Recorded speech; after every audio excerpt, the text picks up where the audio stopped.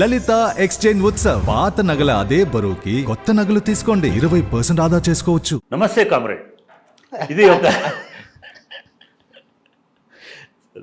నమస్తే ప్రొఫెసర్ గారు.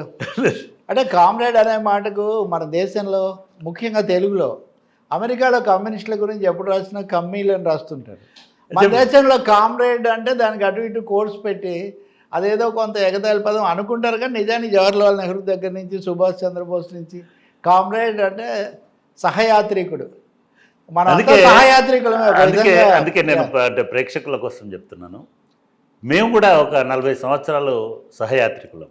నేను తిలకపల్లి రవి గారు అనుకోకుండా ఇవాళ ఈ నమస్తే కామ్రేడ్ ప్రోగ్రాంలో నాతో జాయిన్ అయినారు. వారు చెప్పినట్టుగా కామ్రేడ్ అనేది ఏంటంటే ఒక సహచరుడు, సహయాత్రికుడు, లేదా ఒక సమానంగా నడుస్తున్నటువంటి మార్గంలో ఉన్నటువంటి మిత్రుడు. కామ్రేడ్ అంటే సింపుల్గా మిత్రుడు. సో తిలకపల్లి రావు గారు నాకు మాత్రమే మిత్రుడు కాదు, నాకంటే ముందు కమ్యూనిస్టు పార్టీలకు మిత్రుడు. ముఖ్యంగా మార్క్సిస్టు పార్టీ సిద్ధాంత ధారలో ఉన్నటువంటి అనేక మంది మేధావుల్లో రవి గారు ఒకరు. కేవలం ఒక సానుభూతి పరుడుగానో కమ్యూనిస్టుగానో కాదు, communist party of India Marxist party అని అంటున్నాం కదా, మార్క్సిస్ట్ పార్టీకి సిద్ధాంతకర్తగా ఉన్నారు. లేకపోతే వాళ్ళ కార్యాచరణలో కూడా రకరకాల హోదాల్లో పనిచేస్తున్నారు. కాబట్టి నేను వారిని నమస్తే కామ్రేడ్ అని సంబోధించడం జరిగింది. ముఖ్యంగా ఇప్పుడున్నటువంటి రాజకీయ వాతావరణంలో అసలు కామ్రేడ్ల మనోగతం ఏమిటి, కామ్రేడ్లు ఎట్టుపోతున్నారు, ముఖ్యంగా సిపిఐ సిపిఎం రెండు పార్టీలు ఏవైతే ఎన్నికల రాజకీయాలలో చాలా కీలకంగా ఉండి ఉన్నాయో ఆ పార్టీల భవితవ్యం ఏమిటి అనేటువంటి అంశాన్ని కొంత సరదాగా, అంతకంటే ఎక్కువ సీరియస్గా ఈ చర్చలో మేము ప్రస్తావించాలని అనుకుంటున్నాం. అంటే చక్రపాణి గారు, ఇది తరచూ ఎదురయ్యే ప్రశ్న నాకు. బీజేపీ వాళ్ళు కానీ ఆ మాటకు వస్తే ఏ పార్టీ వాళ్ళైనా విశ్లేషణలు చర్చలు జరిగేటప్పుడు ఇంకా రాజకీయంగా వాళ్ళకు స్టంబ్లింగ్ బ్లాక్ దగ్గరికి ఒక చోట వచ్చి ఆగిపోయినప్పుడు ఇంకా వెంటనే కమ్యూనిస్టుల మీద దాడి చేస్తే అది నా మీద దాడి అవుతుంది అన్నట్టు. ఇక బీజేపీ వాళ్ళైతే కమ్యూనిస్టులు, చైనా, ఇదంతా అలవాటైనటువంటి ప్రక్రియ. కానీ సాధారణంగా మీరు ప్రొఫెసర్గా ఉన్నప్పుడు మీరు ఏ విధంగా అయితే అప్పుడు మీ ఉద్దేశితమైన నిర్దేశితమైన లెక్చర్ మీరు ఇస్తారు, దాంట్లో కలిపి చెప్పే సౌలభ్యం లెక్చర్లకు ఉంటుంది. సో ఆల్సో జర్నలిస్టులకు కూడా, అందులో మరీ ముఖ్యంగా కొంచెం సమాజంలో ఆమోదించబడిన వాళ్ళకు కూడా అన్ని విషయాలు చెప్పే అవసరం ఉంటుంది. ప్రతి సందర్భంలో సిపిఎంఓ, సిపిఐఓ లేదా సిపిఎంఎల్ పార్టీయో వాళ్ళ కార్యక్రమంలో, తీర్మానంలో, పేరాలో ఏం రాశారో ఆ పారాగ్రాఫ్ 32వ లైను ఇలా చెప్పే అవసరం పెద్దగా ఉండదు. సో ఎవరి థింకింగ్ ప్రాసెస్ వాళ్ళకి తప్పకుండా ఉంటుంది. అంటే మనం దానికి అదేం పెద్ద ఎక్స్ప్లెనేషన్ రవి గారు, మనం దానికి ఎక్స్ప్లెనేషన్ అస్సలు అక్కర్లేదు. రెండవది, మీరు ఒక పార్టీ సిద్ధాంతాన్ని ఒక మూసలో పట్టుకొని అదే కుందేటి కొమ్మనుకోవడంలో సమస్య ఉంటుంది, కానీ దాన్ని మెరుగుపరచడంలో, దాన్ని విమర్శించడంలో, దాన్ని నిజానికి అవసరం అనుకున్నప్పుడు దాన్ని ఆవాహన చేసుకోవడంలో ఎటువంటి తప్పేం లేదు. దాన్ని పర్స్పెక్టివ్ అని అంటాం కదా. మేధావులకి ఒక విషయాన్ని మాట్లాడేటప్పుడు, ఒక విషయాన్ని చెప్పేటప్పుడు, అది ఏ విషయమైనా కానీ, పార్లమెంట్ అయి ఉండొచ్చు, ఎన్నికలు అయి ఉండొచ్చు, ఓటర్ బిహేవియర్ అయి ఉండొచ్చు, ధరల పెరుగుదల అయి ఉండొచ్చు, ఏది చెప్పినా కూడా మీ పర్స్పెక్టివ్లో చెప్తేనే మీకు మేధావి అనేటువంటిది ఉంటుంది. అవతలి వాళ్ళు అనొచ్చు, అవతలి వాళ్ళు మిమ్మల్ని అనొచ్చు, విశ్లేషకుడే అందాం. మనకు తెలుగు మీడియా ఒక సరసమైన పదం కనిపెట్టింది, విశ్లేషకుడు అంటారు. విశ్లేషకుడు అంటే ఏ విశ్లేషకుడు? ఎటువైపు నుంచి ఉండి విశ్లేషిస్తాడు? ఒకటే దాన్ని రెండు రకాల లైన్లలో విశ్లేషించవచ్చు, రెండు కాదు బహుముఖంగా విశ్లేషించవచ్చు.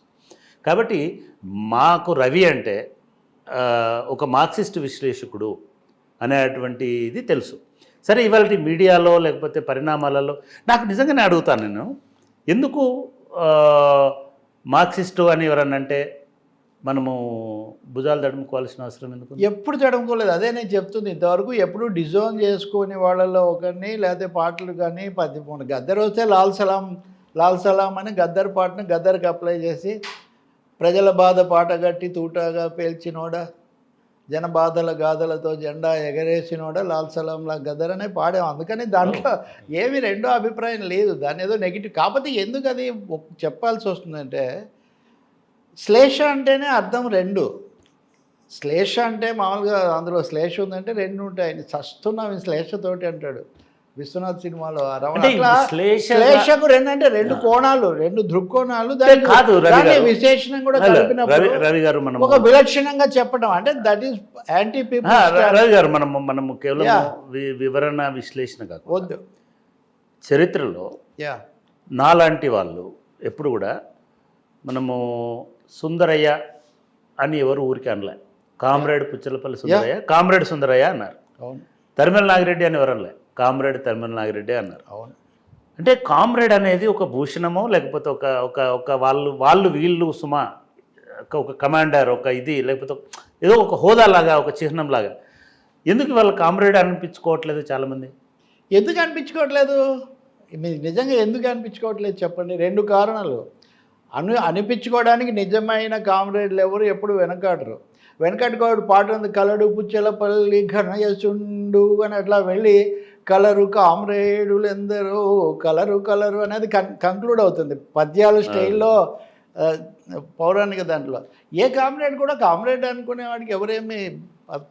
కానీ మీరు ఇప్పుడు ప్రొఫెసర్, అదే నేను ఇందా చెప్పింది, a doctor is there, a professor is there, లేకపోతే ఒక టెక్నికల్ ఎక్స్పర్ట్ ఇస్ దేర్. మీరు డిఫరెంట్ దీంట్లో చేసినప్పుడు అది చేస్తారు. మీరు మామూలుగా భావజాల పరంగా నడిచేటటువంటి యాత్ర నడుస్తూనే ఉంటుంది. అందులో రెండో అభిప్రాయమే లేదు. రెండోది ఎందుకు అనిపించుకోవట్లేదు? మీరు ఇందాక మేధావి అన్నారు, నిజంగా అది కూడా ఈ దేశంలో అసలు ఎవరినైనా మేధావులను అనే వాళ్ళను గౌరవించేటటువంటి దశ నుంచి వాళ్ళను కుహనా మేధావులు తప్ప మామూలు మేధావులు ఉన్నారని ఇప్పుడున్న వాతావరణం గుర్తిస్తూ ఉందా? లేకపోతే స్వయం ప్రకటిత మేధావులు మీరు కానీ నేను ఎప్పుడు స్వయం ప్రకటిత అంటే తనకు తాను ప్రకటించుకున్నాం. ఎప్పుడు ఎవరు మేధావి అన్నా కాదు బాబు మేము మామూలుగా పరిశీలించేదో చెప్తున్నామని చెప్తూనే ఉంటాం. అంటే వాళ్ళకు వాళ్ళే ఒకప్పుడు గర్వాపసి ఇట్లాంటివి వచ్చాయి. ముఖ్యంగా మోదీ ప్రభుత్వం వచ్చిన తర్వాత కామ్రేడ్ అనే పదమైనా లేకపోతే మేధావి అన్న పదమైనా అవేవో బూతులైనట్టు, అవేవో చాలా తప్పులైనట్టు. ఎప్పుడో భర్తృహరి ఒక పద్యం చెప్పాడు, చాలా మంచి వాళ్ళందరూ ఎక్కడైతే నిర్ధనులై చెనింతురా వికృతపు జాడ్యం దొరది అని. ఏ వ్యవస్థలో అయితే బుద్ధిమంతులు వీళ్ళందరూ కూడా చాలా దీనంగా చరిస్తూ ఉంటారో అది ఆ దొరది అంటే ఆ రాజ్యానికి తప్పు. వాళ్ళు ఎప్పటికైనా కానీ గౌరవనీయులే. అందుకని ప్రజల కోసం ఆలోచించేవాడు. నేను అదే చెప్తున్నా రవి గారు. నాకు అంటే నేను కొంత ఇక్కడ ఈ దీంట్లో కొంత జర్నలిస్ట్, కొంత జర్నలిస్ట్గా, కొంత అకాడమిషియన్గా, కొంత ప్రొఫెసర్గా, కొంత సోషల్ యాక్టివిస్ట్, కొంత ఫ్రెండ్గా, కొంత యాక్టివిస్ట్గా కూడా మాట్లాడతాను నేను. మీరు ప్రపంచీకరణ మీద first one to hold world social forum in Hyderabad. Symbolic కదా హైదరాబాద్లో ప్రపంచ సామాజిక వేదిక. అది కూడా తెలుగు సాహిత్యం సంస్కృతి అడ్వాన్స్మెంట్ చెప్పడానికి నేను అప్పుడు చెప్పేవాడిని. అనదర్ వరల్డ్ ఈజ్ పాసిబుల్ అని వాళ్ళు స్లోగన్ ఇచ్చారు. మనము మరో ప్రపంచం సాధ్యమే అన్నాము. ప్రపంచానికి అనదర్ వరల్డ్ అనేది స్లోగన్గా ఉంది. తెలుగు వాళ్ళకు మరో ప్రపంచం పిలిచింది కాబట్టి అట్లా అని వచ్చింది. కాబట్టి మీరు మంచిగా గుర్తు చేశారు నేను ఆ నేపథ్యాన్ని. నిజానికి నేనేమో కొంచెము చిక్కటి ఎర్ర జెండా వైపు నుంచి వచ్చిన నేను. నిజానికి దానికంటే ఎప్పుడు చిక్కగానే ఉంటుంది. దానికంటే ఎక్కువ అంటే నేను ఒక నార్త్ తెలంగాణ నుంచి వచ్చినటువంటి సిపిఐ సిపిఎం కంటే భిన్నమైన రాజకీయాలు ఎక్కువ ప్రభావవంతంగా ఉన్న కాలం నుంచి కరీంనగర్ లాంటి ఊరు నుంచి వచ్చినాం. సరే మేము ఇక్కడికి వచ్చిన తర్వాత మనకు 2001, 2002కి వచ్చేసరికి ఈ గ్లోబలైజేషన్కి సంబంధించినటువంటి రిపర్కషన్స్, ఇంపాక్ట్స్ ఒక దశాబ్దం పాటు మనం గమనించినాం. ఈ గమనిస్తున్నటువంటి దశలో లెఫ్ట్ పార్టీస్ చాలా ముందుగా, అందరికంటే ముందుగా ఈ ప్రపంచాన్ని మేల్కొల్పింది. అంటే నిజానికి అప్పటికే డంకెల్ డ్రాఫ్ట్ నుంచి ఈ ప్రపంచాన్ని ఆ ఉచ్చులో పడకుండా ఉండాలని హెచ్చరించింది కూడా వామపక్షాలు. ఈ పని చేసింది మామూలు ఇవే ఎర్ర జెండాలు. చిక్కటి అతి చిక్కటి తేడా అందరూ చేశారు. అంటే ఆ 2-3 భిన్న ధృవాల మధ్యలో ఆ గోడలు పలచబడ్డది కూడా, ఆ రంగులు పలచబడ్డది కూడా ఈ ఉమ్మడి ఎజెండాతోటి అనేది నా అవగాహన. ఇది జరిగిన తర్వాత నేను అప్పటికి మనకి 2001 నుంచి 2010 మధ్యలో ఉన్న అంతకంటే ముందున్నటువంటి దాంట్లో నాకున్నటువంటి దీనిలో ఈ రైతుల ఆత్మహత్యల మీద మాకప్పుడు వరంగల్ జిల్లాలో రైతు సేవా సమితి అని కాసర్ల రామరెడ్డి అని ఒక మిత్రుడు సర్వే చేసినాడు. మొత్తం దీన్ని ఒక 200 మంది రైతుల ఆత్మహత్యల వివరాలు సేకరించి. సరే నేను ఒక పేపర్ రాసి ఇక్కడ చూశాను, మెయిల్ లిస్ట్ సర్వేలో ఒక రైతుల దీని మీద ఒక ఇంటర్నేషనల్ కాన్ఫరెన్స్ ఆర్గనైజ్ చేశారు, part of world social forum, it's second world social forum yeah yeah అని వస్తే నేను దానికి ఇది పంపించాను, ఒక ఈ ఆర్టికల్ ఒకటి, ఈ రీసెర్చ్ పేపర్ ఒకటి పంపాను. వాళ్ళు ఇమ్మీడియట్గా Brazilian centre for piece and justice yeah అని ఒక ఆర్గనైజేషన్, బ్రెజిల్లో అప్పుడు లులా నిజానికి అప్పుడే ఆర్గనైజ్ అవుతున్నారు వాళ్ళు, ఒక ఈ లిబరలైజేషన్ మీద ఒక లిబరల్ డెమోక్రటిక్ అప్రోచ్ తోటి ఈ పాలిటిక్స్ తీసుకొస్తున్నారు. వాళ్ళు ఇమ్మీడియట్గా ఈ ఆర్టికల్ చూసి అసలు ఇండియా నుంచి ఇంత మంచి ఇది వచ్చిందని చెప్పేసి వాళ్ళే స్పాన్సర్ చేశారు. ఓకే వాళ్ళే ఫేర్స్ గీర్స్ అంత ఇచ్చేసి మీరు తప్పకుండా రండి మా ప్లీనరీలో దీన్ని ప్రజెంట్ చేయండి. సో నేను అక్కడికి పోయినా. రెజినో డిగిరా కాదండి, పోర్టో అలగ్రి. పోర్ట్ పోర్టో అలగ్రి అని ఒక ఓల్డ్ పోర్ట్, చాలా trade union global movement, conference trade union movement చాలా యాక్టివ్ ఉన్న పోర్ట్ పోర్ట్ అది. సో అక్కడ పెట్టి ఒక 10 రోజులు నేను అక్కడ చూసిన తర్వాత అసలు ఇటువంటి వాతావరణము భారతదేశంలో కూడా ఉంది, ఇంకంతకంటే బలంగా ఉంది. అంటే అక్కడేమో కార్మిక వర్గము పూర్తి స్థాయిలో, ఎందుకంటే లాటిన్ అమెరికన్ కంట్రీస్ మనకంటే ముందుగాల లిబరలైజేషన్ని చవి చూసినాయి, అంతకంటే ఎక్కువ నష్టపోయినాయి, అప్పుల పాలై నష్టపోయినాయి. అర్జెంటీనా లాంటిది అయితే టోటల్గా కొలాప్స్ అయిపోయింది. దానిలోంచి మేల్కొంది బ్రెజిల్ ఫస్ట్. సో వీళ్ళు ఇది చేస్తున్నారు కదా అని నేను వచ్చాను. నాకు ఆ 10 రోజులు ట్రాన్స్లో ఉండి నేను అప్పుడు రాసేవాడిని కాబట్టి వార్తలో ఒక 2-3 సిరీస్ ఆఫ్ ఆర్టికల్స్ రాశాను. ఓకే ఒకటి ఏంటంటే మరో ప్రపంచం సాధ్యమేనా, same another world is possible అని క్వశ్చన్ మార్క్ పెట్టాను. సో మళ్ళీ రెండవది ఇది సాధ్యమే అని రాశాను. తర్వాత ఎట్లా సాధ్యమైందో రాశాను. నాకు మొట్టమొదటి కాల్ వచ్చింది కమరేడ్ రాఘవుల్ గారు. ఓకే రాఘవుల్ గారు, తర్వాత సురవరం సుధాకర్ రెడ్డి గారు. నేను అప్పటికి మామూలు ఒక అందరికీ తెలుసు, నేను ఎందుకంటే మీడియాలో అక్కడక్కడ వస్తున్నాం, ప్రొఫెసర్ అని తెలుసు. వాళ్ళు చేసి మనం కూడా ఇట్లా చేద్దాం. అప్పుడు దేశవ్యాప్తంగా ఒక పెద్ద చర్చ అయింది. సిపిఎం నేషనల్ సైన్స్ ఆర్గనైజేషన్ ఉంది కదా, వీళ్ళు పీపుల్ సైన్స్ మూవ్మెంట్, ఇట్లా ఒక 20-30 ఆర్గనైజేషన్స్ కలిసి వరల్డ్ సోషల్ ఫోరం అనుకున్నాం. ఎక్కడ పెట్టాలని అనుకుంటే రెండు వామపక్షాలు కాదు, ఇంకా మిగతా అన్ని వామపక్షాలు కూడా ముందుకు వచ్చినాయి. అప్పుడు ఈవెన్ గద్దర్ కూడా ఫస్ట్ 2-3 మీటింగ్లకు వచ్చినాడు. తర్వాత ఆయన పార్టీ నిర్ణయం మేరకు డ్రాప్ అవ్వాల్సి వచ్చింది. కోదండరామ్ సార్ చాలా కీలకమైన పాత్ర పోషించినాడు. నిజానికి అది ఒక డిఫరెంట్ ఫేజ్. అంటే that is post electricity movement. రాఘవులు, పుణ్యవతి గారు, సుధాకర్ రెడ్డి గారు, ఐ మీన్ చాలా మంది, రాజశేఖర రెడ్డి కూడా, లక్ష్మీనారాయణ గారు, డివి గారు, వీళ్ళందరూ వచ్చారు. ఆర్టీసీ అందరు ఎంప్లాయీస్ యూనియన్లు. మనం హైదరాబాద్లో ఏషియన్ సోషల్ ఫోరం పెట్టినాం. ఫస్ట్ 40,000 మంది, 45,000 మంది వచ్చారు. చాలామంది.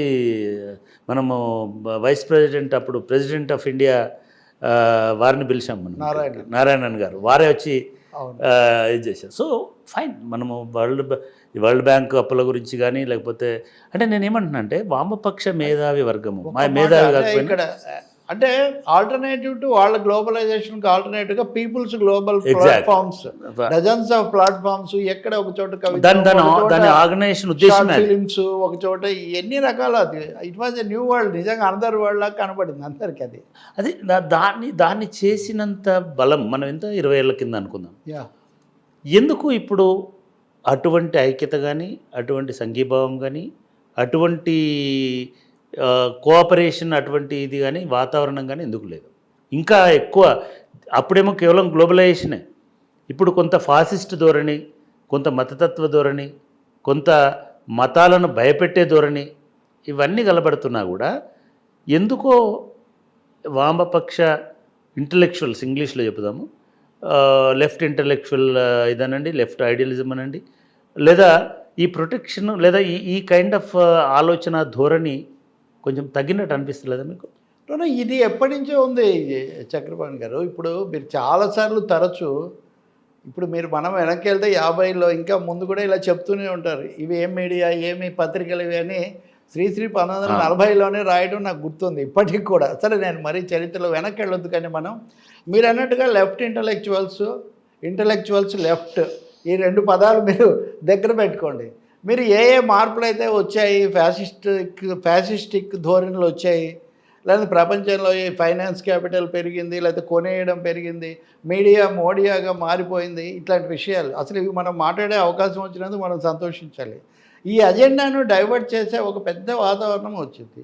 ఇది వచ్చినప్పుడు మీరు ఇంటలెక్చువల్స్ అన్నప్పుడు with due regard to intellectuals, ఆ సెక్షన్కు ఉండేటటువంటి క్యారెక్టరు, వాళ్ళ మీద ఉండే ఒత్తిళ్ళు, వాళ్ళ మీద పడే ప్రలోభాలు, అంతేందుకు తెలంగాణ మూమెంట్ అప్పుడు మనం 2000 నూతన సహస్రాబ్దే కదా, అంతే వీటన్నిటికీ అదే ఆరంభ వాక్యం. మనం డజన్ల సార్లు చర్చలు చేసాం హోరాహోరీగా.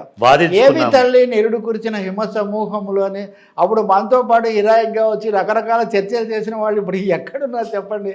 ఏ ప్రాంగణాల్లో వాళ్ళు ప్రవచనాలు చెప్తున్నారు, ఎవరికి వాళ్ళు ప్రశంసా గీతాలు పాడుతున్నారు, లేకపోతే ఈ కష్టపడి ఆర్జించిన స్వాతంత్రాన్ని గద్దెలు ఎత్తుకుపోయాయని శ్రీశ్రీ అన్నట్టుగా దీన్ని ఎత్తుకుపోవడానికి ఎలాంటి గద్దెలు పొంచి ఉన్నాయి, ఇలా చూస్తూ పోతే తప్పనిసరిగా ఇవన్నీ ఈ ప్రభావం ఇంటలెక్చువల్స్ మీద ఉండదని అనుకోవడం ఒకటి. రెండవది లేకుండా పోయింది అనేదాన్ని కూడా నేను కంటెస్ట్ చేస్తున్నా.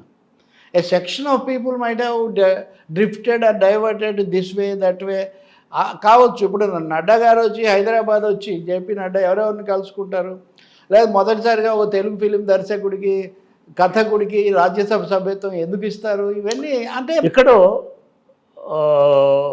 అంటే మన శిబిరము లేదా మన సిద్ధాంతము లేదా మన అవగాహన స్ట్రాంగ్గా ఉంటే ఇంకోళ్ళు పెనిట్రేట్ అయ్యి ఇంకోళ్ళు మన దగ్గరకు వచ్చేటువంటి అవకాశం ఉండదు.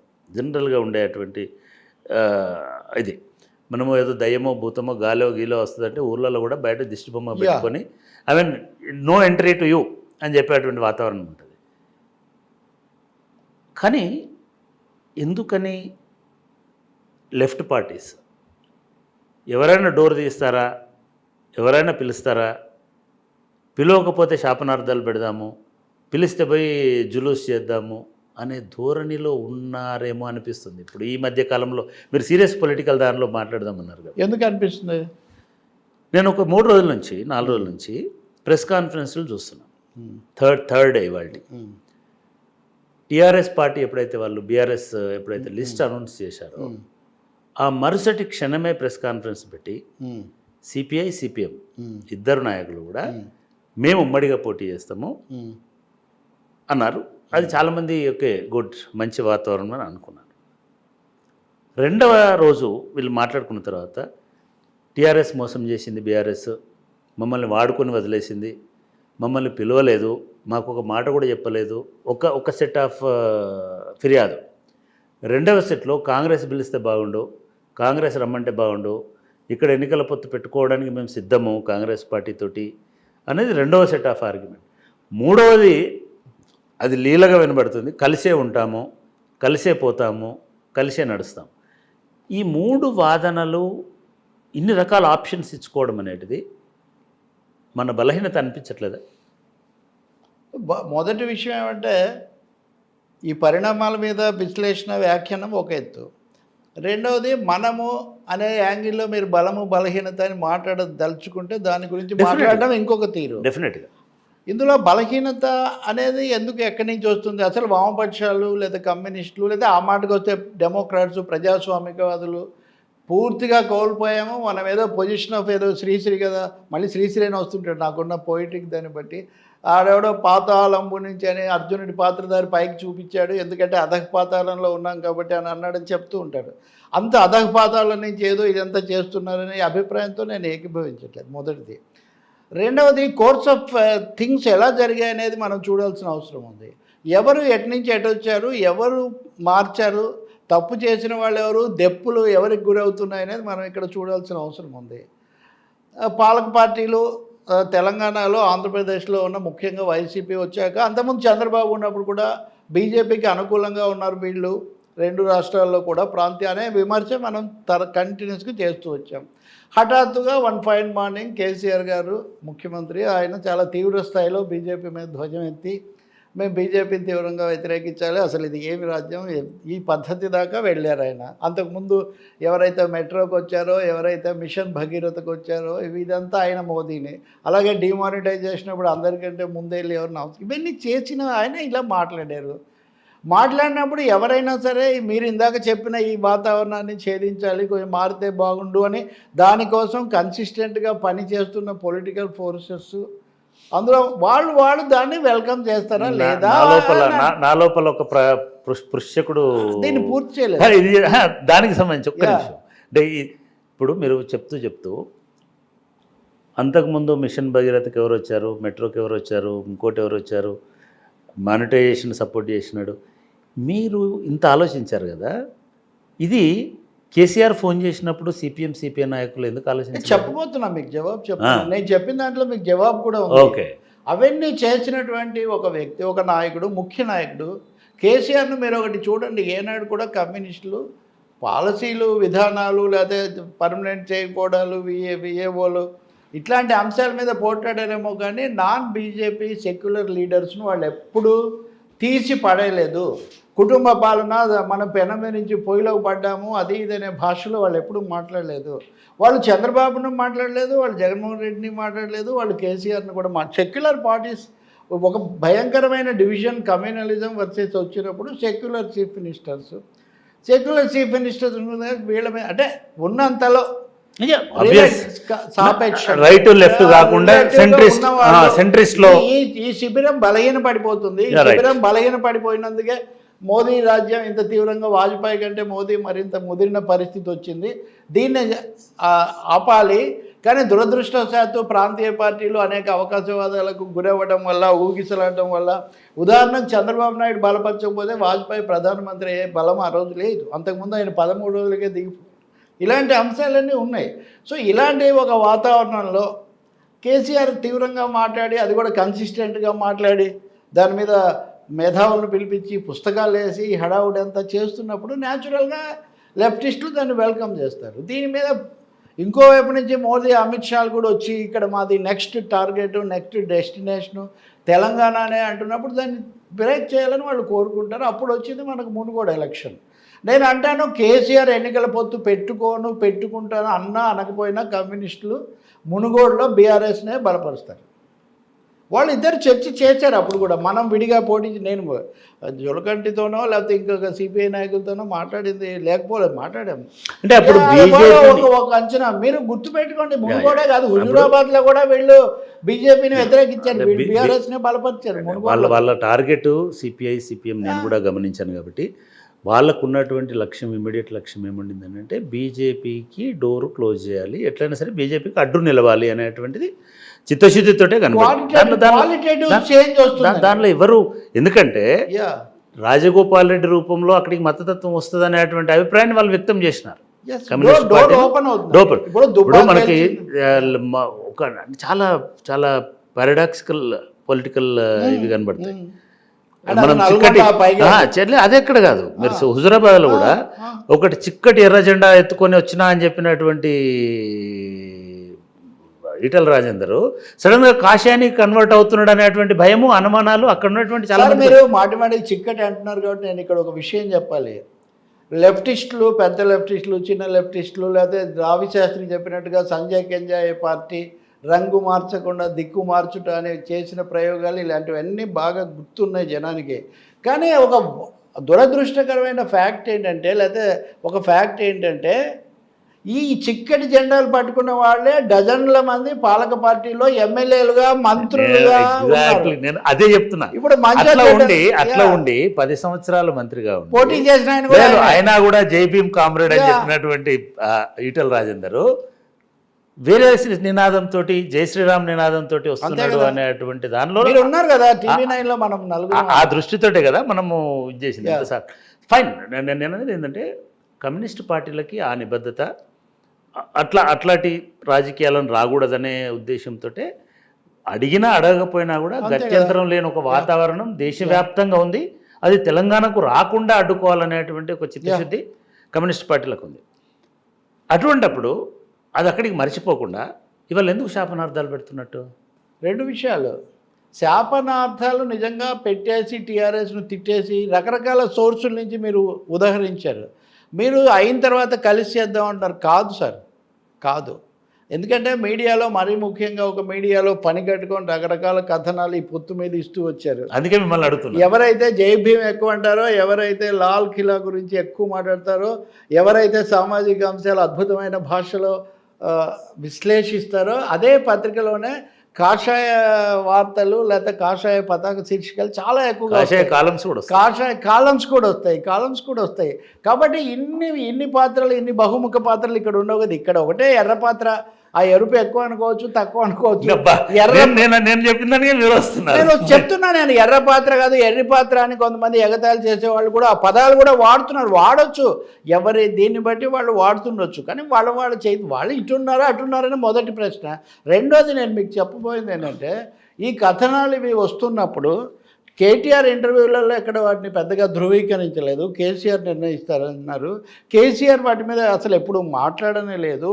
అలాంటి సమయంలో ఈ రెండు పార్టీలు మగ్దుం భవన్లో లేకపోతే మాగ్నేని బసవపున్నయ్య భవన్లో సమావేశమై మనం కలిసి వెళ్ళాలి, మనం బీజేపీ రాకుండా చూడాలి, ఈ కథనాలు వస్తున్నాయి, కొంతమంది మంత్రులు చులకనగా మాట్లాడడం బాలేదు, ఇది సరైన విధానం కాదు, ఈ విషయాలన్నీ మనం కేసీఆర్తోనే తేల్చుకుందాం, ఆయనతో మేము తేల్చుకోవడం అంటే ముఖ్యమంత్రి కాబట్టి అపాయింట్మెంట్ అనే పదం ఎక్కువ వచ్చింది. కానీ ఇప్పుడు మన ఇద్దరం మాట్లాడుకున్నా నిజానికి ఇది కదా అని రవి గారు, నాకు తెలుసు మీరు ఎట్టి పరిస్థితుల్లో కూడా ఎర్ర జెండాను దిగనియరు.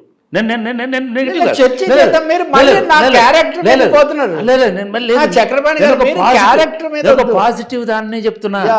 మీరు ఎక్కడో ఒక చోట కూర్చొని బీజేపీ రాకుండా ఉండాలంటే మనం ఉమ్మడిగా పోటీ చేయాలని అనుకునేంత వరకు పర్వాలేదు. నేను మళ్ళీ స్పెసిఫిక్గా అడుగుతున్నాను, ఎందుకంటే ఈ చర్చను ప్రజలు కూడా చూస్తారు, వాళ్ళ అవగాహన కూడా మెరుగుపరుచుకుంటారు. కాబట్టి అక్కడి వరకు అనకుండా ఈ దేశంలో ఫాసిజాన్నో మతతత్వాన్నో లేకపోతే ఇంకోటో రాకుండా కాపాడడంలో కమ్యూనిస్టులుగా మా పాత్ర ఇది, మేము ఇట్లాగే ఉంటాం అని చెప్పి ఆగకుండా మమ్మల్ని కేసీఆర్ మోసం చేసినాడు, మమ్మల్ని నమ్మించి మోసం చేసినాడు, మమ్మల్ని అవమానించినాడు అనే మాటలు ఎందుకు వస్తున్నాయి నాకు స్పష్టంగా సమాధానం చెప్పారు. చక్రపాణి గారు, నేను స్పష్టంగా అదే చెప్పబోయా మీకు. ఇది ఇప్పుడే మొదలవ్వలేదు, వీళ్ళిద్దరు ఇంతకు ముందు కూడా కూర్చున్నారు. మనం ఉమ్మడిగా ఒక వైఖరి తీసుకోవాలి. కేసీఆర్ రాజకీయ విన్యాసాలో లేకపోతే రాజకీయమైన అవగాహన లేకపోతే ఆయన ఏదో దాన్ని తెలుసుకోవాలి మనము. రెండవది ఈ లోపల మనమేం పాకులాడాల్సిన అవసరం లేదు, మనమేం ప్రతిపాదనలు పంపాల్సిన అవసరం లేదని వాళ్ళు బహిరంగంగా ప్రకటించారు. There on record. ఒకసారి మగ్దుం లేదనట్లే నేను పూర్తి చేస్తున్నా. మమ్మల్ని పిలువలేదు, మమ్మల్ని అడగలేదు, మాకు చెప్పలేదు, నన్ను పూర్తి చేయనివ్వండి అని వాళ్ళు ఇన్నిసార్లు ప్రకటించారు. ప్రకటించిన తర్వాత వాళ్ళేం పాకులాడి అక్కడికి వెళ్ళలేదు. వాళ్ళ దగ్గరికి కేసీఆర్ గారు మనుషులు పంపించారు. ఎవరెవరిని పంపించారో, వినోద్ కుమార్ని పంపించారా, పల్లా రాజేశ్వర రెడ్డి గారిని పంపించారా, ఇంకా ఒకరిద్దరిని పంపించారా, జగదీశ్వర్ రెడ్డి వచ్చాడా, అదంతా ఒక సమస్య. మునుగోడు టైంలో కాదు నేను చెప్తుంది, మొన్న వచ్చారా, వాళ్ళు వచ్చి ఇదిగో మీకు పలానా భద్రాచలం, మీకు పలానా మునుగోడు ఇట్లా ఇస్తాము, మీకు ఒక ఎమ్మెల్సీ సీట్లు ఇస్తాము. ఈ లోపల పత్రికల్లో ఇవన్నీ మీరు మాట్లాడుతున్నప్పుడు నేను కూర్చొని చాలా ముఖాముఖి, చాలా విఘ్నతతో, చాలా అట్లా కాదు కదా. అది మీడియాలో వాళ్ళ మీద కథనాలు వస్తున్నాయి, రకరకాల అవహేళనలు వస్తున్నాయి, లేకపోతే ఈ కమ్యూనిస్టులు ఎప్పుడు ఎవరు వెనక పడిపోతూనే ఉంటారని అంటూనే ఉన్నారు. నిజానికి వాళ్ళు వచ్చి అటు ఆఫర్ చేసినప్పుడు ఎవరేమీ అడగలే. ఇప్పుడు హుజూరాబాద్ అప్పుడు ఆయన దళిత బంధు ప్రకటించారు, వెంకట్ను లేదా వీరభద్రాన్ని చాడ వెంకటని ఆఖరు బట్టి విక్రమార్క కూడా పోయేటప్పుడు అప్పుడు అది దళిత బంధు హుజూరాబాద్ అప్పుడు మళ్ళీ పిలిచి ఆయన సభలు పెట్టారు. మరి ఆయన పిలిచినప్పుడు లేదా వేరే నాయకులు పిలిచినప్పుడు అదేం ఉండదు. కమ్యూనిస్టులకు మట్టుకే నేను ఒక 40 ఏళ్ళ నుంచి, కనీసం 35 ఏళ్ళ నుంచి మీడియాలో ఉండి 40 ఏళ్ళ నుంచి మీడియాలో ఉండే చూస్తున్నా. అసలు ఎన్నికలకు 3 ఏళ్ళు ఉన్నప్పటి నుంచి కమ్యూనిస్టులు పోతే ఎవరితో మొదలుపెట్టి ఇవన్నీ జరిగాయి. చెప్తుంది అంటే వాళ్ళు వెంట పడలేదు. వాళ్ళు క్లియర్గా ఏం చెప్పారు, వాళ్ళు ఏం చెప్పగలుగుతారు, మేము అధికారికంగా చర్చలు జరిపి దాని ప్రకారం మేము వెళ్తాం తప్ప మేముగా ఏం పాకులాడడం లేదు, మేమైతే కలిసి ఉంటాం అన్నారు.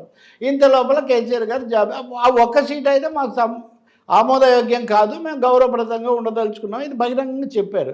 తమ దగ్గరికి ఎవరైతే వచ్చారో వాళ్ళ వరకు వాళ్ళు చెప్పారు.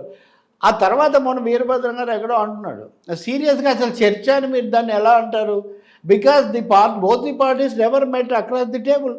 మీలాగా చక్రపాణి గారి లాగా ఎవరో వచ్చి ఒక సీటు ఇది అంటున్నాడు అంటే మాకు అది కుదరదు, మాకు గౌరవప్రదంగా ఉండాలని వీళ్ళు చెప్పారు. లాజికల్గా అవి చివరిదాకా ఎక్కడికి వెళ్ళలేదు. వెళ్ళకపోయినప్పుడు ఆయన ఒక జాబితా ప్రకటించారు. ప్రకటించినప్పుడు సార్ నేను ఒకటే స్ట్రైట్ ఆయన క్లోజ్ ఫ్రెండ్, ఆయన క్లోజ్ ఫ్రెండ్. నేను విశ్లేషణ కోసం అడగట్లేదు, నేను విశ్లేషణ స్ట్రైట్ గా అడుగుతున్నాను, డెవలప్మెంట్ స్ట్రైట్ గా అడుగుతున్నాను. ఇది మోసం చేసినట్టు భావిస్తున్నారా? నేను ఒకటి మోసం చెప్పనియాలి కదా, చేసినట్టు మీరు పూర్తి చేయనియాలి కదా. నేనేమి ఇందులో విశ్లేషణ చేయలేదు. I have only narrated the order of things. Order of things మొదటిది ఇప్పుడే చేయలేదు ఆ పని, ఇది నడిచింది. వాళ్ళ దగ్గరికి దూతలు వచ్చారు, దూతలను పంపిన ఆయన ఒక జాబితా ప్రకటించాడు. ప్రకటించినప్పుడు ఆయన క్లోజ్ ఫ్రెండ్ అని చెప్పినటువంటి మన పత్రికా మిత్రుడే ఆ ప్రశ్న వేశాడు, మీకు ఇంకా చర్చలు లేనట్టేనా అని. జాబితా ప్రకటించాక ఇంకా చర్చల ముచ్చట ఏందని ఆయన అన్నాడు. అన్న తరువాత మీరు చెప్పిన సన్నివేశం వచ్చింది. ఇదంతా బహిరంగ ప్రపంచంలో జరిగిన తర్వాత నెక్స్ట్ డే వాళ్ళు సమావేశమై వాళ్ళు మాట్లాడినప్పుడు వాళ్ళ అధికారిక ప్రకటనలో, అధికారిక గోష్ఠిలో నిజానికి మమ్మల్ని మోసం చేశారు ఇట్లాంటి పదాలు వాళ్ళు ఏం వాడలేదు. ఆ తర్వాత మీడియా వాళ్ళు రకరకాలుగా అడుగుతున్నప్పుడు ఎవరి ఇప్పుడు మీరు భంగపాటుకు గురయ్యారు, ఆ మాత్రం తెలివితేటలు లేకుండా పోయాయా, లేకపోతే మిమ్మల్ని కరివేపాకులాగా తీసి పడేశారు, ఇట్లా అని అనుకూల వ్యతిరేక లేకపోతే వాళ్ళ పట్ల సానుభూతితోనో లేదా తక్కువతోనో మాట్లాడుతున్నప్పుడు వాళ్ళు మాట్లాడారు. మేము చేసేదే ఉంది, మేము చేయగలిగింది మేము చేసాము అని ఏమన్నారు వాళ్ళు. అప్పుడు నేను పత్రికలో మేము దానికే కట్టుబడి ఉన్నాం, ఇప్పటికీ మేము బీజేపీ వ్యతిరేకత కట్టుబడి ఉన్నాం అనే వాళ్ళు చెప్పారు. మీరు ఇంకొకటి కాంగ్రెస్తో మేము వెళ్తామని ఇప్పటివరకు సిపిఐ కార్యదర్శులు ఎవరు మాట్లాడినట్టు నేను చూడలేదు. ఇవాళ న్యూస్ పేపర్లో అందుకే నారాయణ ఎవరో అన్నట్టున్నారు. నారాయణ గారి స్టేట్మెంట్స్ గురించి ఆయన మనకందరికీ జాతీయ కార్యదర్శి కాబట్టి అందుకే నేను జాతీయ కార్యదర్శి కాబట్టి చెప్తున్నా, జాతీయ కార్యదర్శిగా నారాయణ గారు చేసిన చాలా స్టేట్మెంట్స్, ఆ తర్వాత వచ్చిన చాలా పరిణామాలు, ఆయన దిద్దుబాట్లు అవి మనకు తెలుసు. ఇంకోటి కూడా చెప్తున్నా, ఐఎమ్ నాట్ రూలింగ్ అవుట్. ఎందుకంటే ఇండియాకు అసలు ఇక్కడ చర్చే అక్కడ వస్తుంది. మీరు నిన్న నమస్తే తెలంగాణ పత్రిక చూస్తే మీరు వద్దన్నా కేసీఆర్కి ఇష్టం లేదని తెలిసినా లేకపోతే బీఆర్ఎస్ ఒప్పుకోదని తెలిసినా ఇండియా కూటమిలో మీరు చేరారు కాబట్టి మీరే దీన్ని వదిలేశారని వాళ్ళు ఆరోపణ చేస్తున్నారు. నిజానికి ఇండియా కూటమి రాహుల్ గాంధీని తిట్టారంటే ముందు మాట్లాడింది ఎవరు? లేకపోతే ఈడీ దాడులు చేస్తుంది అనవసరంగా సుప్రీంకోర్టులో అన్ని పార్టీలతో కాంగ్రెస్తో కూడా కలిపి కేసు వేసింది ఎవరు? లోక్సభలో ఈ విషయం మీద గొడవ చేసింది ఎవరు? ఇవన్నీ గుర్తు చేసుకుంటే రీజనబుల్గా ప్రాక్సిమిటీ అయిందా లేదా? ఇండియా సమావేశానికి పిలవలేదా, వెళ్ళలేదా? నేను తీవ్రమైన రాజకీయ ఇంత తీవ్రమైన చర్చలు మన ఛానల్స్లో కానీ జరగవు, అంత భరించలేరు కాబట్టి చెప్తున్నాను. పిలవలేదా, వెళ్ళలేదా? వచ్చి పిలిచినా రారని వాళ్ళు పిలవలేదా? ఎలాగూ వెళ్ళినా ఉపయోగం లేదని వీళ్ళు వెళ్ళలేదా? కాబట్టి షుడ్ రిమెంబర్. నేను అంటుంది ఒకటే, మీరు కమ్యూనిస్టులు మాకు చెప్పకుండా కాంగ్రెస్ దగ్గరికి వెళ్ళారు కాబట్టి మేము చేశామన్నప్పుడు కమ్యూనిస్టులు కాంగ్రెస్ లేకుండా బీజేపీ వ్యతిరేక కూటమి లేదు అని please hold for a minute. కమ్యూనిస్టులు కాంగ్రెస్ కూడా కలిసి ఉండాలి అని కోరుకుంటారు, ఏది బీజేపీని ఓడించడానికి అనే విషయం తెలిసి కూడా ప్రతిపాదన చేసింది బీఆర్ఎస్. కాబట్టి ఇక్కడ మారింది ఎవరు అనేది పెద్ద ప్రశ్న. రవి గారు, ఇప్పుడు ఇష్యూ ఇది ఇష్యూ కదా, లేదు సబ్స్టెన్షియేట్ చేసుకోవడం కోసం కాదు. నేను కేవలము ఇండియా కూటమిలో డే 1 నుంచి కమ్యూనిస్టులు ఉన్నారు.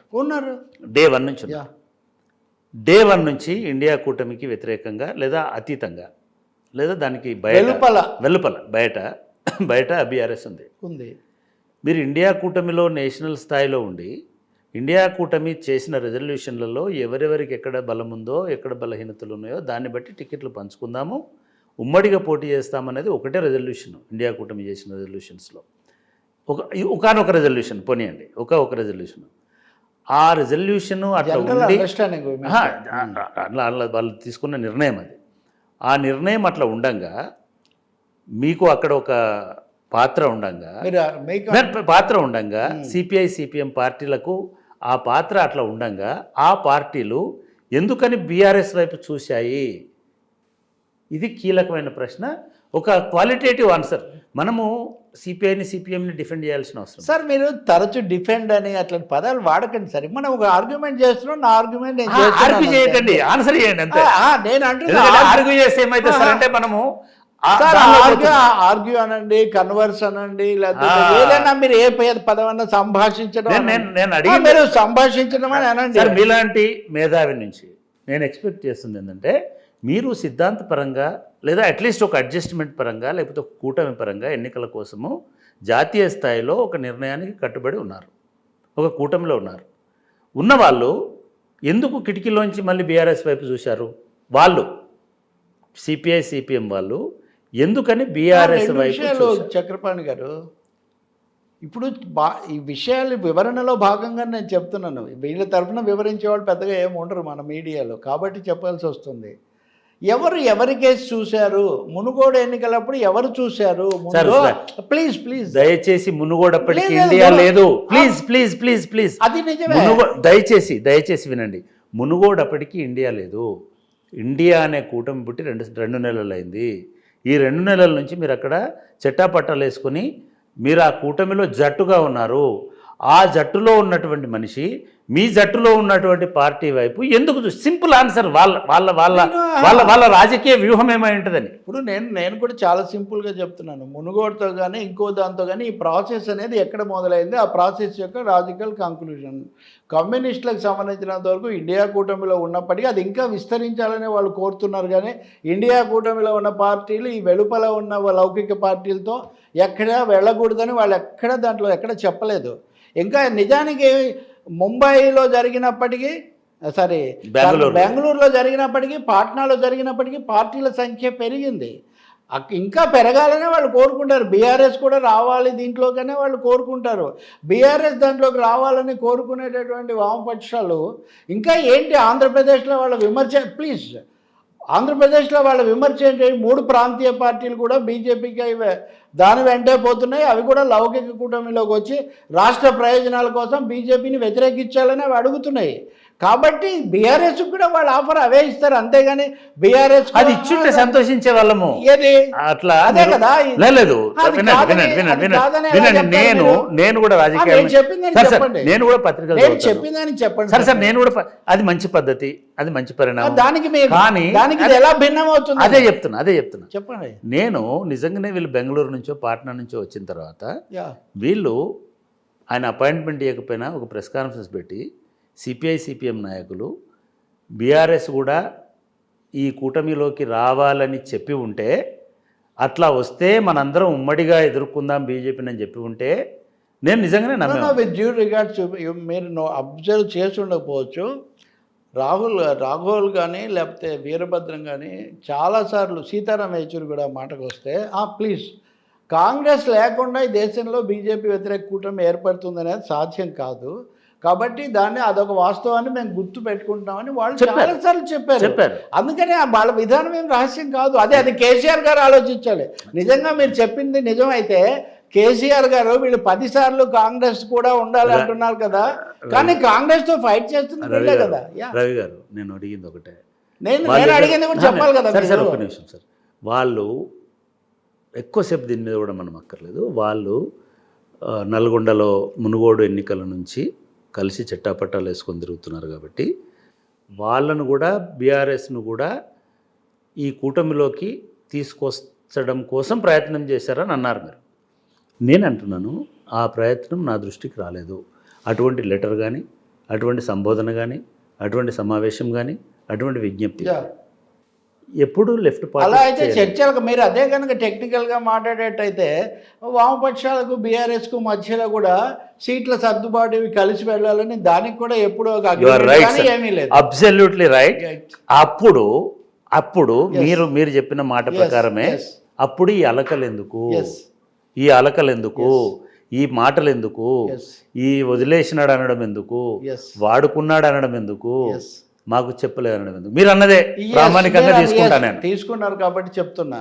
వాడుకున్నాడు అంటే ఎందుకు అంటే వాడుకున్నాడు నేను ప్రతి వాళ్ళు మాట్లాడిన ప్రతి మాట నేను తీసుకోవట్లేదు. ఎందుకంటే బ్రాడ్ లైన్లో నేను చెప్తున్నాను కానీ చెప్పగలను. కానీ ప్రతి వాళ్ళు అక్కడక్కడ ఏదో కోపంలోనో ఇంకొకటి ఇటువైపు చాలా అన్నారు. హరీష్ రావు అన్నాడు ఉదాహరణకు, కమ్యూనిస్టులు ఇంకా వాళ్ళ జెండాలు పట్టుకుంటే అట్లా దాన్ని వాళ్ళు ఖండించారు. పార్టీలు అన్న తర్వాత ఎవరికి రకరకాలుగా మాట్లాడుతూ ఉంటారు. వాళ్ళు సహజంగా ఎప్పుడు ఎక్కడ వస్తుందంటే మరి చాలా కీలకమైన సమయంలో క్వాలిటేటివ్ చేంజ్ రావడానికి దోహదపడినటువంటి ఒక సందర్భం ఉంది. అంటే మునుగోడే అనుకోండి, ఇండియా కూటమి ఏర్పడిందా, తారీఖులు దస్తావేజులు అది కాదు కదా. సో ఒక బ్రాడ్ అట్మాస్ఫియర్ రాష్ట్రంలో ఏర్పడింది, డిస్టర్బ్ అయింది అని ఒక అట్మాస్ఫియర్ తప్పకుండా వస్తుంది. ఇంకోటి, కీలకమైన నాయకులు ఎప్పుడు డినై చేయలేదు, దూతను పంపించారు. మీరు అది గుర్తుపెట్టుకోవాలి, కమ్యూనిస్టులు దూతను పంపించలేదు, బీఆర్ఎస్ అధినేత దూతను పంపించాడు విత్ డ్యూ రిగార్డ్. నాకు తెలియదు, మీకు తెలియదు, నేను చెప్తున్నా కదా, వాళ్ళు చెప్పారు, వాళ్ళు మీడియా మీకు తెలుసు కదా. కాబట్టి దూతను పంపించి మధ్యలో ఆ దూతను లేదంటే మీరు రాలేదు కాబట్టి, మీరు ఇండియా కూటమిలో వెళ్తున్నారు కాబట్టి నేను ఉపసంహరించుకొని వెళ్ళిపోతున్నాను అని మీరు ఒక రిప్లై చెప్పారనుకో, ఒక వదిలేశారనుకోండి. కానీ మీరు దూత ద్వారా ఏ పేర్లు మీరు పంపించారో ఆ పేర్లకు కూడా మీరు క్యాండిడేట్లను ప్రకటించారు. Okay, that is in propriety of things కదా. మీరు ఫైన్ సార్. ఇప్పుడు ఆ పంచాయతీ తోటి మనకు దాంతో లేదు, ఆ వివాదంతో మనకు ఏ పంచాయతీ లేదు, వాళ్ళు తేల్చుకుంటారు. నేను ఒకటి అడుగుతున్నాను, అంటే నేను అడగడంలో ఉద్దేశం కూడా, మాకు కమ్యూనిస్ట్ పార్టీలు అంటే చాలా గొప్ప గౌరవం బాల్యం నుంచి కూడా. ఎందుకంటే మాకు సుందరయ్య వీళ్ళతో పాటుగా ఒక చిన్నమనేని రాజేశ్వరరావు అంటే మేము ఓహో మా ఎమ్మెల్యే మా పక్కన ఇది చాలా రోజులుగా తెలుగుదేశం నాయకుడు అయిపోయాడు కదా. ఫైన్ సార్, అయినా కూడా దాన్ని పట్టించుకోవాలి. నేను ఏబిఎన్లో ఇన్సైడర్లో చిన్నమనేని రాజేశ్వరరావు గారి ఇంటర్వ్యూ చేశాను. నేను ఒకటే అనుకుంటానండి, ఏ రాజకీయ నాయకుడైనా, ఏ ఉద్యమకారుడైనా, గద్దర్తో సహా వాళ్ళు జీవించున్నంత కాలము, ఇంతకాలము వాళ్ళ విలువలకు కట్టిపోయి ఉంటే అంతకాలం అయితే సామాజిక మార్పుకి దోహదకారులు వాళ్ళు. దాన్ని గుర్తించకుండా నువ్వు లాస్ట్కి పడుకున్నావు, లాస్ట్ కూర్చున్నావు, లాస్ట్కి అన్నం తిన్నావు, ఇది that is not fair. Okay, చిన్నమనే అంటే అట్లాంటి వాళ్ళని నర్రా రాఘవరెడ్డి గారు మాట్లాడినా, చిన్నమనేని రాజేశ్వరరావు మాట్లాడినా, నేను అసెంబ్లీ కవరేజ్కి పోయేవాడిని. వీళ్ళు మాట్లాడుతుంటే రోమాలు నిక్కబడి చెట్టి అక్కడ కూర్చున్నటువంటి సామాన్యులాగుండి మాట్లాడుతున్నటువంటి, అంటే అటువంటి ఒక ప్రభావం ఉన్నటువంటి పార్టీలు అవి. తెలంగాణ 69 మూమెంట్ తర్వాత లేదా 59 మొదటి ఎన్నికలలో మెజారిటీ స్థానాలు గెలుచుకోవడం కాకుండా మెజారిటీ సాధించుకున్న వాళ్ళు కూడా ఇక్కడి నుంచి వచ్చినారు. ఒక ధర్మభిక్షం ఉండొచ్చు, లేకపోతే ఇట్లా చాలా ఒక అద్భుతమైనటువంటి బిఎన్ రెడ్డి గారు ఉండొచ్చు. ఇది ఒక అద్భుత ప్రస్థానం ఇది. అటువంటి వాళ్ళ తదుపరి గమ్యం ఏమిటని మీరు అనుకుంటున్నారు? మీరు కూడా ఒక పరిశీలకుడిగా వామపక్షాల తదుపరి గమ్యం, ఇమ్మీడియట్ డెస్టినేషన్ ఏమై ఉండొచ్చు? Destination socialism, destination Marxism, immediate destination democracy, democratic secularism కాపాడడం దేశంలో. అంతకంటే మీరు థియరిటికల్గా మాట్లాడుతున్నారు. 2023, 24 2 ఎన్నికలు రాబోతున్నాయి తెలంగాణలో. ఇంకొక 3 నెలల్లో ఒక ఎన్నిక రాబోతుంది. ఏ మార్గంలో వాళ్ళు వెళ్తారు, ఎవరి జంటతో వెళ్తారు? ఎందుకంటే జంట లేకుండా వెళ్ళడం అనేటువంటిది రెండు పార్టీలు చాలా కాలం కింద, 3 దశాబ్దాల కింద మర్చిపోయినాయి. 83 నుంచి ఏదో ఒకరి జంటతో వెళ్తున్నాయి. ఇమ్మీడియట్గా ఈ ఎన్నికల్లో ఎవరి జంటతో వెళ్తారు? లేదు సార్, మీరు అంటున్నారు కానీ 2014లో సిపిఎం తెలంగాణలో ఎవరితో పొత్తు పెట్టుకోలేదు. పొత్తు కాదు, జంట అన్నాను. జంట మీరు ఏదైనా పేరు పెట్టండి. అదే ఎన్నికల్లో ఖమ్మంలో ఒక అవగాహనతో వెళ్ళింది, వైఎస్ఆర్సీపీతో వెళ్ళింది. మీరు ఓకే మీరు చెప్పిన డేట్లో ఓకే, నేను చెప్తున్నా, పూర్తి చేస్తున్నా. ఇంకా 2014లో ఆంధ్రప్రదేశ్లో ఎవరితో పొత్తులేదు. అంటే తెలంగాణ 2014లో తెలంగాణలో ముఖ్యంగా ఖమ్మం జిల్లాలో అవగాహనకు వచ్చారు. వాళ్ళకు వైసీపీకి 3 సీట్లు వచ్చాయి, వీళ్ళు భద్రాచలంలో గెలిచారు. పొంగులేటి శ్రీనివాసరెడ్డి ఎంపీ కూడా అప్పుడే 2014లో అయినట్టున్నారు. That was a very very limited thing. Almost ఆ ఒక్క జిల్లాలో జరిగింది. నిజానికి ఆంధ్రాలో ఏం జరగల. నిజానికి రవి గారు మీకు మీ మెమరీని నేను శంకించను. రవి గారు మీరు అనుకోకండి, నేను రాగండి. మీ మెమరీని నేను శంకించను. నేను చెప్తాను మళ్ళీ ఒకసారి. 2004లో వైఎస్ రాజశేఖర రెడ్డి గారితో పాటు వెళ్ళారు. 2009లో టీడీపీ గ్రాండ్ అలయన్స్లో వెళ్ళారు. 2014లో వైఎస్ఆర్సీపీతో ఒకరు, టీఆర్ఎస్తో ఒకరు వెళ్ళారు. 2019లో సార్ నారాయణ గారికి ఖమ్మం సీట్ ఇచ్చింది నాకు మెమరీలో ఉన్న దాని ప్రకారము. సార్ ఒకటి సార్, అంతో ఇంతో నేను కొంచెం మెమరీ మీ అంతా ఉండదు నాకు, మీ అంతా. అంటే నేను ఒకటి చెప్తున్నాను సార్, 83 తర్వాత 83 కామ్రేడ్స్ని ఎన్టీ రామారావు రెండవసారి తీసుకున్న తర్వాత నుంచి అరుదుగా స్వతంత్రంగా నడవగలిగినారు. మనం కొంచెం పోస్ట్ మార్టం అనుకోండి, కొంచెం అనాలిసిస్ అనుకోండి, కొంచెం రిట్రాస్పెక్షన్ అనుకోండి, కొంత ఇంట్రాస్పెక్షన్ అనుకోండి. ఎందుకని ఈ పరాధీన రాజకీయాలు చేయాల్సి వచ్చింది? చక్రపాణి గారు, నేను దాన్ని చెప్తుంది ఒకటే, ఆయా సిచ్యువేషన్స్ ఎలా ఉన్నాయి. రెండో విషయము, పరాధీనత కాకుండా ఎన్నికల వ్యవస్థలో ఇప్పుడు ఈ చర్చ అంతా చేస్తుంది ఎవరితో జంట ఎవరితో అనే దాంతో అంతే, మొదలుపెట్టి మీ ప్రశ్న ఏమో ఇప్పుడు ఎవరితో జంట కడతారని మీరు అడుగుతున్నారు. కానీ మీరు విప్పే చరిత్ర అంతానేమో గతంలో జరిగిన పొత్తుల చరిత్ర చెప్తున్నారు. I may remind you that CPM తన కాన్ఫరెన్స్లో ఈ పొత్తులు ఇవన్నీ కూడా చాలా వరకు స్వతంత్రమైన దీన్ని ఎలా దెబ్బతీసాయి, ఉద్యమాల మీద దీని మీద ఎలా ఫోకస్ చేయాలని చేశారు. రెండో విషయం కూడా చెప్తున్నా, 98లో చంద్రబాబు నాయుడు ఎప్పుడైతే ఇటు నుంచి అటు దూకాడో 99లో కూడా వీళ్ళేం పొత్తు పెట్టుకోలేదండి. రెండు పార్టీలు కలిసే పనిచేసాయండి. 2019లో జనసేన, బట్ జనసేన ఇదే అప్పుడప్పుడు వస్తున్నటువంటి అది బలమైన పార్టీ కూడా ఏం కాదు. రెండు ప్రధాన పార్టీలు ఆఫర్లు ఇచ్చినా వాళ్ళేం వెళ్ళలేదు. అలాగే తెలంగాణలో సిపిఎం కూడా ఏదో బిఎల్ఎఫ్తో వాళ్ళు చేశారు, కానీ వాళ్ళు కూడా ప్రధాన పార్టీలతో వాళ్ళేం పొత్తు పెట్టుకొని కూడా వెళ్ళలేదు. 79 నుంచి దేశ చరిత్రలో కమ్యూనిస్టులు రెండు పార్టీలు కలిసే వెళ్తుంటాయి. చాలామంది రెండు పార్టీలు కమ్యూనిస్టులు యూనిటీ అంటుంటారే. తెలంగాణలో ఏదో కాంగ్రెస్తో ఒకసారి కలవటం అనే విషయం మినహాయిస్తే సిపిఐ చాలా వరకు ఈ పార్టీలు 79 నుంచి ఎక్కువ చోట్ల కలిసే ట్రావెల్ చేస్తున్నాయి. జనరల్ డిక్లైన్ అనండి, జనరల్గా అట్మాస్ఫియర్లో వచ్చిన ప్రతికూలత అది ఉంది. అది ఓపెన్గానే ఒప్పుకుంటున్నారు కదా. ఏ రాజకీయ నిర్మాణ నివేదికలు చదివినా ఆ విషయాలు ఇవన్నీ కూడా దాంట్లో ఉంటాయి. మీరు ఆత్మవిమర్శ చెప్పుకుంటున్నారు, కానీ ఎందుకు మారడం లేదంటే ఇదేమన్నా ఔషధం గారు. నేను చాలా గమనించాను, కానీ క్షేత్రస్థాయిలో, రాష్ట్ర స్థాయిలో, క్షేత్రస్థాయిలో అంటే డైరెక్ట్ పాలిటిక్స్లో ఉన్న వాళ్ళు మీ అంత స్పష్టంగా మాట్లాడినా, స్పష్టంగా చెప్పినా ఆ పార్టీలు బాగుపడేవో అనిపిస్తుంది. నాకు ఒక్కటి చెప్పండి, ఇది నిజంగా కూడా నేను కొంచెము